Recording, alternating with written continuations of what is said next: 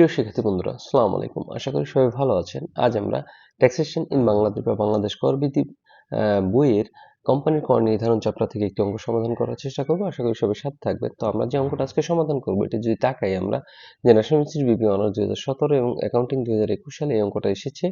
তো এই অঙ্কটা করার ক্ষেত্রে আগে আপনারা প্রথম ক্লাসটা অবশ্যই দেখে আসবেন, কারণ এখানে রুলস রেগুলেশন বা অঙ্ক করার পদ্ধতি সম্পর্কে বিস্তারিত আলোচনা করা হয়েছে।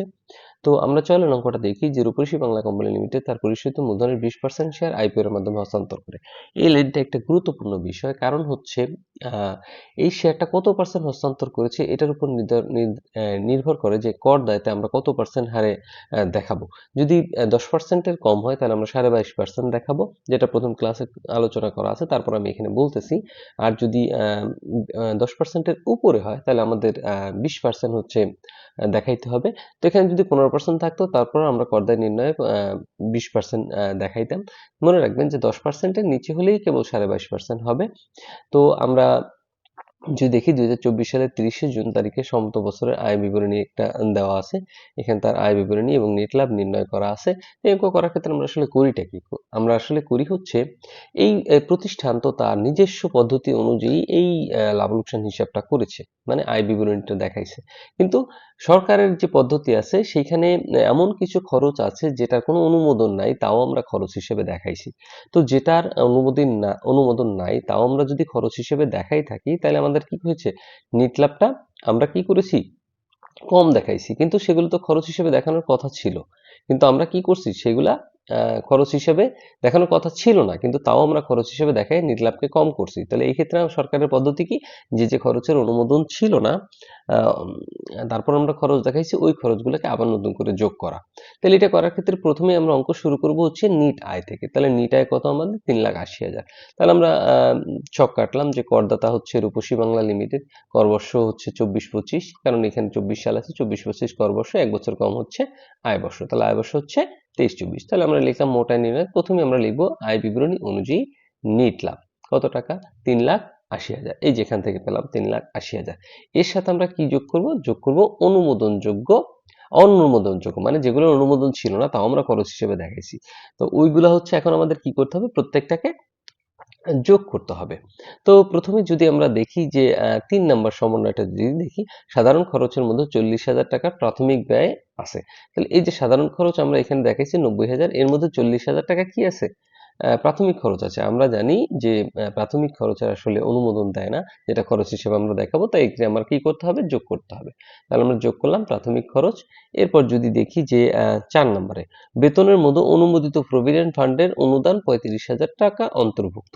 এখন বেতনের মধ্যে তো অনুমোদিত প্রভিডেন্ট ফান্ড থাকতে পারে না, তাহলে এটা কি হয়েছে, আমরা বেতনের মধ্যে দেখাইছি, তার মানে এখন কি করতে হবে, ওইটাকে আবার নতুন করে যোগ করতে হবে, যেটার অনুমোদন সরকার দেয় নাই। তাহলে অনুমোদিত প্রভিডেন্ট ফান্ডে কত টাকা, 35,000 টাকা। তাহলে আমরা সেটা দেখাইলাম। এরপর যদি অঙ্কের ভিতরে চলে আসি যে দান, এই যে আপনারা বিগত ক্লাসগুলো ফলো করে দেখবেন যে দান, তারপর জরিমানা, এইগুলো আসলে অনুমোদন সরকার দেয় না খরচ হিসাবে দেখানোর। তো আমরা এখানে দেখাইলাম দান হচ্ছে কত, 25,000 টাকা, এবং জরিমানা হচ্ছে 10,000 টাকা। আর একটা জিনিস থাকে, সেটা হচ্ছে আয়কর প্রদান। এই আয়করটা আসলে বিগত বছরের আয়কর এই বছর দেখাইছি, যেটা অবশ্যই অনুমোদন ছাড়া। কারণ প্রতি বছরের আয়কর হচ্ছে প্রতি বছর দেখাইতে হয়, কিন্তু এটা আমরা দেখাইছি কি, বিগত বছরের আয়করটা যে প্রদান করছি এটা খরচ হিসাবে দেখাইছি। তাহলে এটার অনুমোদন নাই, তাহলে আমরা কি করব, আয়করটা আমরা এখানে দেখাই দিব। এরপর যদি দেখি যে অনুমোদিত অবচয় 30,000 টাকা, আপনাকে অবচয় দেখানোর অনুমোদন দেওয়া হয়েছিল 30,000 টাকা, কিন্তু আপনি অবচয় দেখাইছেন কত, আপনি অবচয় দেখাইছেন 50,000 টাকা, যেটা অবশ্যই ঠিক কাজ না। তো 30,000-এর অনুমতি আপনার আছে, কিন্তু আপনি দেখাইছেন 50,000, তাহলে বাদ বাকি 20,000 কি অনুমোদন ছিল না, তাহলে সেটা আমার কি করতে হবে, এখন যোগ করতে হবে। তাহলে অবচয় আমরা দেখাইলাম যে 50 থেকে 30,000 বাদ দিয়ে এরপর যদি দেখি বিজ্ঞাপন ব্যয় 5 বছরের জন্য। বিজ্ঞাপন ব্যয়টা আপনি কত বছরের জন্য করছেন, 5 বছরের জন্য করছেন, কিন্তু আপনি বিজ্ঞাপনটা কি করছেন, পুরো 5 বছরের খরচ একসাথে দেখাই দিচ্ছেন, কিন্তু 5 বছরের খরচ একসাথে আপনি দেখাইতে পারবেন না। 1 বছরের খরচ হবে, 4 বছরের বিলম্বিত হবে। তো 1 বছরের খরচ রেখে 4 বছরেরটা কি করছেন, আপনি বেশি দেখাই দিচ্ছেন, এই জন্য আপনাদের কি করতে হবে, 4 বছর টাকা বাদ দিতে হবে। তাহলে কিভাবে করবো আমরা, সরি যোগ করতে হবে। তাহলে বিজ্ঞাপন হচ্ছে 30,000 টাকা, 30,000কে 5 দিয়ে ভাগ করবো এবং 4 দিয়ে গুণ করব, যেটা বিলম্বিত বিজ্ঞাপন আর কি, 1 বছরের খরচ, 4 বছরের বিলম্বিত। তাহলে এগুলোকে যদি আমরা যোগ করি তাহলে আমাদের আসে 1,94,000। তাহলে উপরে 3,80,000 এর সাথে যদি 1,94,000 যোগ করি তাহলে 5,74,000 হয়। এখন আমাদের কাজ কি? এখন আমাদের কাজ হচ্ছে অব্যবসায়ী আয়গুলাকে বাদ দেওয়া। অব্যবসায়ী আয় কোনগুলা? আবারও যদি আপনাদের সাথে আলোচনা করি, অব্যবসায়ী আয় হচ্ছে এই প্রতিষ্ঠানটা একটা উদ্দেশ্যে পরিচালিত হয়, কিন্তু একটা প্রতিষ্ঠান উদ্দেশ্য পরিচালিত হওয়া ছাড়া হচ্ছে যদি অন্য কোনো জায়গায় বিনিয়োগ করে থাকে, সেখান থেকে যে আয়গুলো আসে সেটাই হচ্ছে অব্যবসায়ী আয়, মানে তার সে এই ব্যবসার সাথে রিলেটেড না বা এই ব্যবসার সাথে জড়িত না। তো প্রথমে যদি আমরা ক্রেডিট সাইডে চলে আসি, যে শেয়ার অধিহার, দেখেন শেয়ার অধিহার কিন্তু একটা দায়, কিন্তু আমরা দেখাইছি কি হিসাবে? আয় হিসাবে দেখাইছি। যেই জন্য আমাদের কি করতে হবে? এই অব্যবসায়ী আয়টাকে এখান থেকে বাদ দিতে হবে। তাহলে শেয়ার অধিহার আমরা বাদ দিলাম কত? 40,000 টাকা। এরপর আসে আসবাবপত্রের লভ্যাংশ আছে। লভ্যাংশ কত? 60,000 টাকা। তাহলে আমরা দেখাইলাম যে লভ্যাংশ কত? 60,000 টাকা। লভ্যাংশ মানে অন্যান্য প্রতিষ্ঠানে বিনিয়োগ করে আপনার লাভ হয়েছে সেটাই আপনি দেখাইছেন। তো লভ্যাংশ হচ্ছে 60,000 টাকা। এরপর যদি দেখি যে আসবাবপত্র বিক্রয়জনিত মুনাফা। এটা নিয়ে বিগত 4টা ক্লাসে বিস্তারিত অনেক আলোচনা করা হয়েছে যে আসবাবপত্র বিক্রয়জনিত মুনাফা হচ্ছে 2 ধরনের আয়। একটা হচ্ছে মুনাফা জাতীয় আয়, একটা হচ্ছে মূলধন জাতীয় আয়। এখন কথা হচ্ছে আপনি যদি মুনাফা জাতীয় আয় হিসেবে বিবেচনা করেন তাহলে আপনি এখানে দেখাবেন। আবার মূলধন জাতীয় আয় হিসেবে যদি বিবেচনা করেন তাহলে আপনি এখানে দেখাবেন। কিন্তু মুনাফা জাতীয় আয় যদি আপনি বিবেচনা করেন তাহলে আপনি এখানে দেখাইতে পারবেন না। আমরা বিগত অঙ্কগুলা হচ্ছে কি করেছি, এক জায়গায় মূলধন জাতীয় আয় হিসেবে ধরে সেটাকে দেখাইছি, আবার 2টা অঙ্কে মুনাফা জাতীয় আয় হিসেবে বিবেচনা করে সেটা আমরা দেখাই নাই। তো আপনার যেটা খুশি, যেহেতু এখানে কিছুই বলে নাই যার মতো বিক্রয়যোগ্য মুনাফা, এটা কি মুনাফা জাতীয় আয় নাকি মূলধন জাতীয় আয়, তাহলে আমরা ধরে নিলাম যে এটা মুনাফা জাতীয় আয়। তো মুনাফা জাতীয় আয় ধরে আমরা কি করব না, এটা দেখাবো না। যদি মূলধন জাতীয় হতাম তাহলে এখানে দেখাইতাম। তো আমরা এরপর যদি দেখি যে সরকারি লগ্নিপত্র সুদ হচ্ছে কত? 60,000 টাকা, যেটার অবশ্যই আয় হিসেবে বিবেচিত, তাহলে সরকারি লগ্নিপত্র মানে সিকিউরিটি যেগুলো আর কি, বাট্টা প্রাপ্তির অনুমোদন আছে, অন্যান্য আয়ের অনুমোদন আছে, যেই জন্য এখানে দেখানোর প্রয়োজন নেই। তো আমরা অবশ্যই আয়গুলাকে কি করলাম, এখান থেকে বাদ দিলাম। তো কত টাকা আসে? 1,60,000 টাকা। তাহলে আমরা বাদ দিলাম, 4,14,000 হয়। এখন আমরা কি করতে হবে? এই 4,14,000 টাকা আমার কি ব্যবসায়ী আয়? 4,14,000 কি ব্যবসায়ী আয়।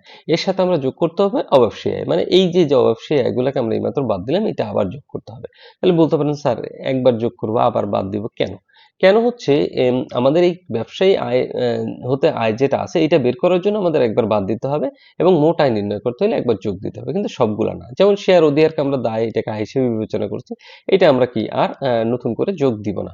তো আমরা প্রথমে আছে লভ্যাংশ। লভ্যাংশকে এখন এখানে যেগুলো লিখবেন সব মোটাকৃতকরণ করতে হবে। তাহলে লভ্যাংশ কত আছে? 60,000 টাকা। তাহলে 60,000 টাকাকে আমরা মোটাকৃত করবো কয় পার্সেন্ট? 20%। তাহলে উপরে 100 নিচে 80 দিলেই হচ্ছে মোটাঙ্কিতকরণ হয়ে যায়। তাহলে মোটাঙ্কিতকরণ করলে আসছে 75,000 টাকা। আর সরকারি লগ্নিপত্রের সুদ 5% মোটাঙ্কিতকরণ করতে হয়। তাহলে সরকারি লগ্নিপত্রের সুদ ছিল 60,000, আমরা মোটাঙ্কিতকরণ করলাম যে উপরে 100 নিচে 95 দিয়ে ভাগ দিলে মোটাঙ্কিতকরণ হয়ে যায়। তো মনে রাখবেন লভ্যাংশ 20% এবং সরকারি যে লগ্নিপত্র বা বিনিয়োগের করা হয় এগুলো সব 5%। তো আমরা যদি এই দুটাকে যোগ করি 1,38,158 হয় এবং মোট আয় যদি আমরা নির্ণয় করি তাহলে মোট আয় আসে 5,52,158। তাহলে এরই মাধ্যমে আসলে আমাদের যে মোট আয় নির্ণয় করতে বলেছিল, কারণ এখানে মোট আয় নির্ণয় আর করদায়ী করতে বলে, আমরা যদি দেখি যে প্রয়োজনীয় কি করতে বলেছিল, রূপসী বাংলা কোম্পানি লিমিটেডের মোট আয় করদায় নির্ণয় করো, তাহলে আমাদের মোট আয়টা এখান থেকে কমপ্লিট হয়ে গেছে। এখন আমরা করদায় নির্ণয় করবো। চলো একটা করদায় নির্ণয় করে ছক কাটি। তাহলে করদায় নির্ণয় করার ছক যদি আমরা করি এইভাবে। প্রিয় শিক্ষার্থী বন্ধুরা, ন্যাশনাল ইউনিভার্সিটির বিবিএ এমবিএ সকল সাবজেক্টের পরবর্তীতে আপডেট পেতে এই ভিডিওটিতে লাইক করুন, চ্যানেলটি সাবস্ক্রাইব করুন এবং বেল বাটনে ক্লিক করে রাখুন। তো করদায় নির্ণয় প্রথমেই হচ্ছে ছক কাটবেন, যেভাবে আছে এভাবে একটু ছক কাটার চেষ্টা করবেন। তো প্রথমেই আমরা যদি দেখি লভ্যাংশ ও মূলধনী লাভ ব্যতীত মোট আয় কত, মানে কারবারি আয়, যেটা এই যে ব্যবসা হতে আয়, ব্যবসা হতে আয় আমার কত হয়েছিল? ব্যবসা হতে হচ্ছিল 4,14,000। এখানে এভাবে বাদ দিয়ে দেখানোর প্রয়োজন নেই, আপনি 4,14,000 সরাসরি নিয়ে আসবেন। এটার উপর কত? 20%। তাহলে 4,14,000 এর উপর যদি 20% দিই তাহলে হয় 82,800 টাকা। এরপর আসে আর্থিক পরিসম্পদ হতে মোট আয়। আর্থিক পরিসম্পদ হতে মোট আয় ছিল দুইটাই, যে লভ্যাংশ ছিল এবং সরকারি লগ্নিপত্রের সুদ ছিল। তো লভ্যাংশের উপর কয় পার্সেন্ট দিব আমরা? 20%। তাহলে আমরা লভ্যাংশের উপর 20% দিলাম।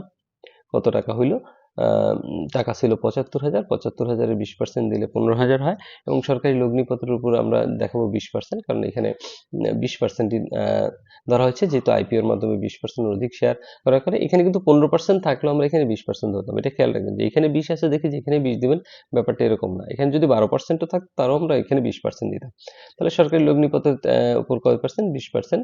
তাহলে দিলে হয় আমাদের কত হয়েছিল? ৬৩,১৫৮। এটার উপর যদি দিই তাহলে ১২,৬৩২ হয়। তো আমরা যদি এই দুটাকে যোগ করি তাহলে ২৭,৮৩২ হয়। এখানে একটা ছক করে হয়তো ৭৫,০০০, ৬৩,০০০ এগুলো করা যেত, বাট এটা না করলেও চলে। আপনারা পুরনো নিয়মে করতে পারেন, আবার এই নিয়মে করতে পারেন, কোনো সমস্যা নেই। এরপর যদি দেখি খ নম্বরে যে ধারা ১৬৩ ধারা মোতাবেক হচ্ছে আর্থিক পরিসম্পত্তি আয়ের উপর ন্যূনতম কর, এটা কয় পার্সেন্ট ধরেছিলাম আমরা? ৫%। তাহলে ন্যূনতম কর কত হবে? ৫% হবে এবং এটা ধরেছিলাম 20%। তাহলে ৭৫,০০০ উপর 20% হবে। এটা আপনি আরেকভাবে করতে পারেন। এই ৭৫,০০০ থেকে ৬০,০০০ বাদ দিলে ১৫,০০০ হয় এবং ৬৩,১৫৮ থেকে ৬০,০০০ বাদ দিলে ৩,১৫৮ হয়। তাহলে ১৫ আর ৩ কত? ১৮,১৫৮। ওইভাবেও আপনারা দিতে পারেন, আবার এইভাবেও করে দিতে পারেন।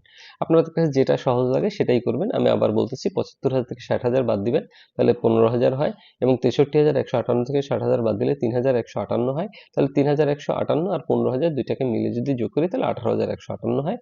তাহলে আমরা দিলাম ১৮,১৫৮। এখন এই দুইটার মধ্যে হচ্ছে বড় কোনটা? বড় হচ্ছে উপরেরটা। তাহলে আমরা লিখব ক ও খ এর মধ্যে যেটি বড়। তাহলে বড় হচ্ছে উপরেরটা, ২৭,৬৩২। তাহলে আমরা ২৭,৬৩২ এই ৮২,৮০০ সাথে যোগ করলাম, কারণ আর্থিক পরিসম্পদ আয় এটা যোগ হয়, এটা যোগ হয়। তো আমরা যদি দেখি যে মোট করদায় তাহলে কত হইল? মোট করদায় হইল হচ্ছে ১,১০,৮০০,৪৩২। তো এবার আমরা এখান থেকে কি বাদ দেব? এখান থেকে বাদ দেব হচ্ছে উৎসে কর কর্তন। কিভাবে উৎসে কর কর্তন হলো? এই যে এইমাত্র বললাম যে লভ্যাংশ ৭৫,০০০ থেকে ৬০,০০০ বাদ দিলে ১৫,০০০ হয়, তাহলে লভ্যাংশের উপর ১৫,০০০ এবং সরকারি লগ্নিপত্র সুদের উপর ৬৩,১৫৮ থেকে যদি আপনি ৬০,০০০ বাদ দেন তাহলে ৩,১৫৮ হয়, তাহলে ৩,১৫৮। তাহলে দুইটাকে যদি যোগ করি ১৮,১৫৮, এই যে এইমাত্র আমরা যেটা নির্ণয় করেছি ওইটাই আসলে উৎসে কর কর্তন করা হয়েছিল। তাহলে এটা যদি বাদ দিই আমরা তাহলে ৯২,২৭৪ আসে। এইটাই হচ্ছে নিট করদায়। তাহলে আমাদের করদায় করতে বলেছিল এবং আয় বিবরণী করতে বলেছিল, সেটা আমরা করলাম। এটা অবশ্যই টিকা লিখবেন। তো টিকা কি কি লেখা যায় আমরা যদি একটু দেখি, যে বিলম্বিত বিজ্ঞাপন বা মূলধন জাতীয় বিধায় অনুমোদনযোগ্য নয়, ওই যে আমরা যে ৪ বছর একটা বাদ দিলাম। অনুমোদিত ভবিষ্যৎ তহবিল দান অনুমোদনযোগ্য নয়। তারপরে হচ্ছে দানটা হচ্ছে অনুমোদনযোগ্য নয়। সরকারি নিয়ম ভঙ্গের জরিমানা হচ্ছে অনুমোদনযোগ্য নয়। কোম্পানির প্রাপ্য লভ্যাংশের 20% উৎসে কর কর্তন করা হলো, মানে যে লভ্যাংশের 20% দেখাইছি। তারপর যদি আপনারা দেখেন আসবাবপত্রের বিক্রিত মুনাফাকে মুনাফা জাতীয় মনে করা হলো। আমি এটা নিয়ে বিস্তারিত অনেক আলোচনা করেছি। তো এগুলো টিকা অবশ্যই ৪-৫টা টিকা লিখে দিবেন। তাহলে অঙ্কের পূর্ণাঙ্গ মার্কস পাবেন। এই ছিল অঙ্কের সমাধান। যদি কোনো প্রশ্ন থাকে অবশ্যই কমেন্ট বক্সে কমেন্ট করতে ভুলবেন না। আর আহ অবশ্যই ডিসক্রিপশন বক্স চেক করবেন। এই বইয়ের সকল অঙ্কের সমাধান প্লেলিস্ট আকারে ডিসক্রিপশন বক্সে লিংক আকারে দেওয়া থাকে, যাতে আপনাদের সুবিধা হয়। আর ভালো থাকবেন সবাই। পরবর্তী ক্লাসের জন্য অগ্রিম শুভেচ্ছা রইল। আসসালামু আলাইকুম।